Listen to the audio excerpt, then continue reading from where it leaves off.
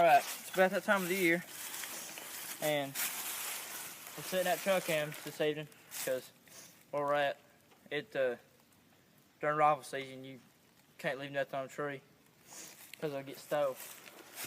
But this evening we're setting out. But we're setting out trail cameras to see what we got coming through for late muzzle loaders and late season bow. And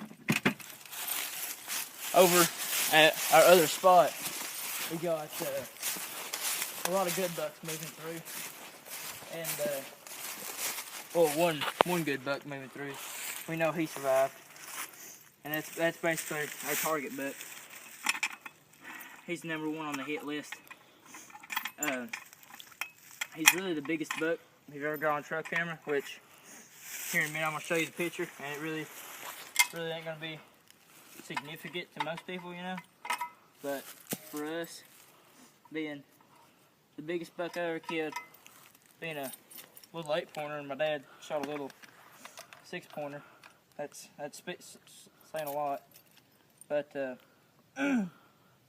late bow season, well, late season period, after the rut, while the rut's in full swing, kicking in, you got all these big bucks wearing themselves out, chasing all these does. And what's the first thing that comes to their mind during late season, after all the chasing's over with and done? It's food. And right here we're refilling feeders and setting up trail cams to see what's coming to them. So we'll go on to the other spot and then show you what we're working with over there. Alright, so we're at the other stand where we said we was going to put a trail camera. And we're just 2 ridges over, right behind a big old, big beaver pond. Has a lot of fish and vegetation they can eat on. It's a good food source. But right here, what we're on is a big travel way. I mean, it's just about beat down to the dirt. But we got, this is not an old scrape line, but it's a scrape line. There's a little buck that we're trying to hunt. There's a little bitty buck, and he's working it, and I haven't ever tried this before, but I'm just gonna theorize. I've watched videos on it, but I'm gonna see if they keep using late season rubs or scrapes for communication purposes, boundary markers, and we just spooked 5 or 6 deer as we come in, and one of them was the little buck that's making all these scrapes, and he was with a big bunch of does.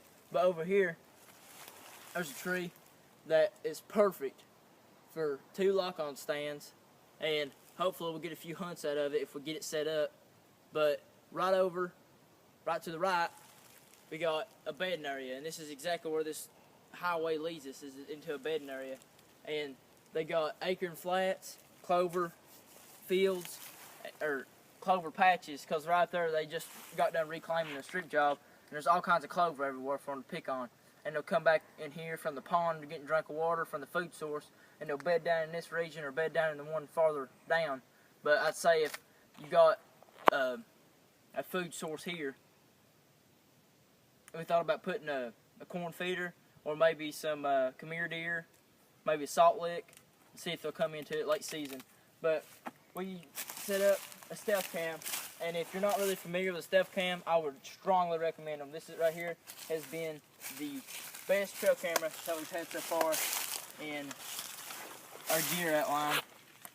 But set it to set number 1, and that right there gives you a 30-second delay, and you're ready to take pictures.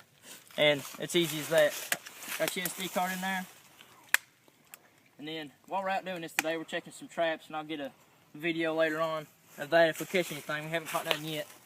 But right here, I feel like this is going to be a really, really, really good spot for late season deer. So we'll get back at you later on in the line.